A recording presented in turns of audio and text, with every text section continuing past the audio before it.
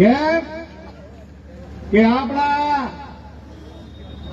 એશિયાની સૌથી મોટી ડેરી અને ગુજરાત વિધાનસભામાં પરમ આદરણીય અમારા 182 ના અધ્યક્ષ સાહેબ હોય જય તમે એવું નહીં કરો એટલે ઠીક નહીં, જય ના જ કરો આનંદ આનંદ થઈ જાય. બોલો ભારત માતા કી. હા વાહ વાહ વાહ વાહ વાહ થરાદ વાહ.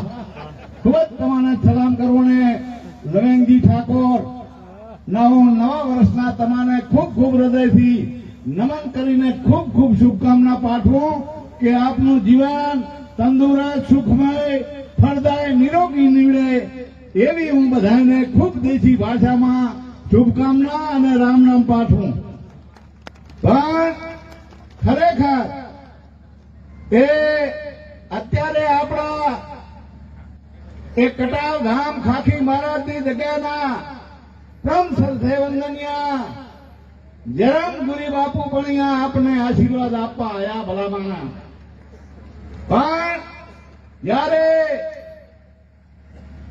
આપણા અમારા રાધનપુરનું તો પનોતા પુત્ર અમારું ગૌરવ પણ થરાદના એ ધારાસભ્ય અને આખા વિધાનસભાનું ગૌરવ એવા શંકરભાઈ ચૌધરી સાહેબ આયા હોય તો તાળીઓના ગડગડાટ પાડો. ભલા માણસ તાળીઓના ગડગડાટ.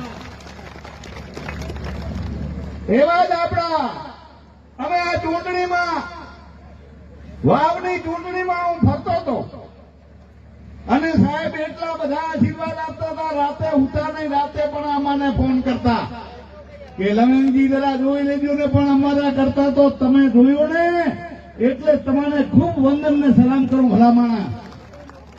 એવી ચિંતા કરી અધ્યક્ષ સાહેબે એટલે તો આપણા વાવના નવનિયમ ધારાસભ્ય બન્યા અને બનતાની હાથે એ 9 મહિના તો 10 મહિના થયા. કેટલા થયા? 10 મહિનામાં ગુજરાત સરકારના મંત્રી બનાયા. પાડો પાડો તારી. હકીકતમાં જેને સાચી વાત હોય એ વાત સાચી કેવી જ હોય ભલામાણા.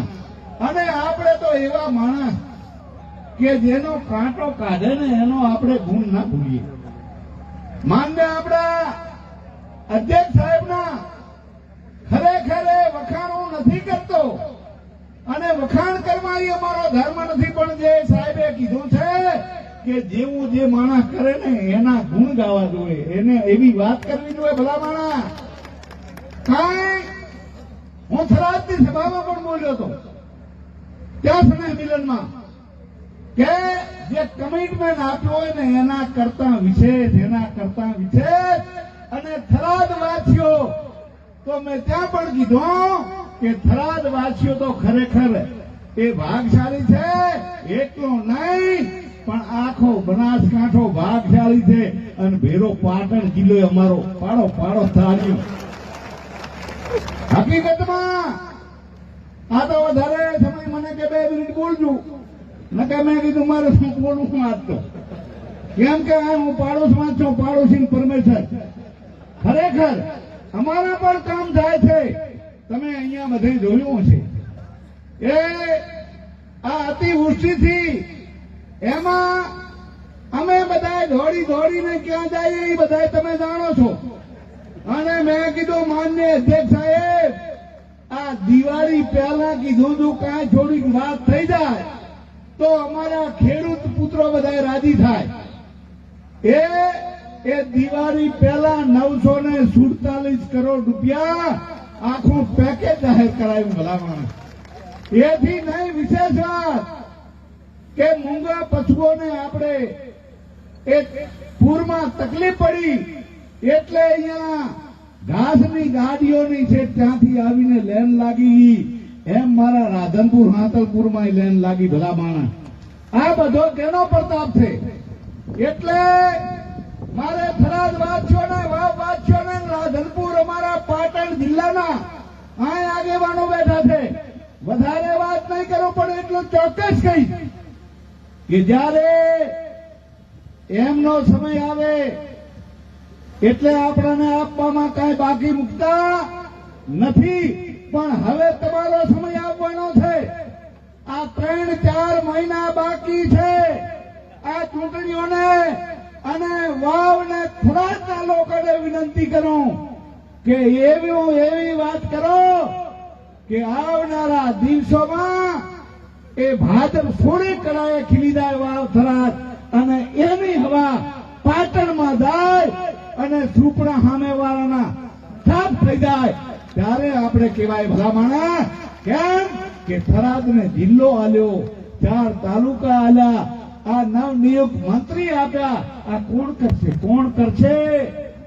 મહેરબાની કરીને આ બધી વાત અત્યારે તો શુભેચ્છાઓ પાઠવાની છે ને મિલનમાં રામ રામ કરવાની વાત, પણ તમે તો આ હીર ભેગું છો બનાસકાંઠા પાટણનું અમારું, એટલે વાત કરવી જોઈએ ભલામણા.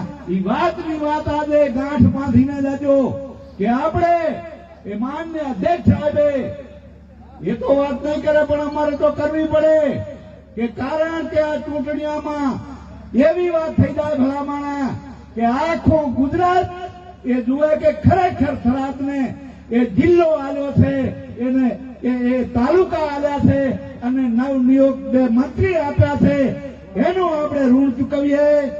એ જ વિનંતી વાત કરીને મારી વાત વધારે થઈ ગઈ હોય તો મને માફ કરજો. તમારો માણસ હું અને બહુ નાનો માણસ હું, ભલા માણસ. આ તો કદાચ બોલાઈ ગઈ હોય તો માફ કરજો વધારે.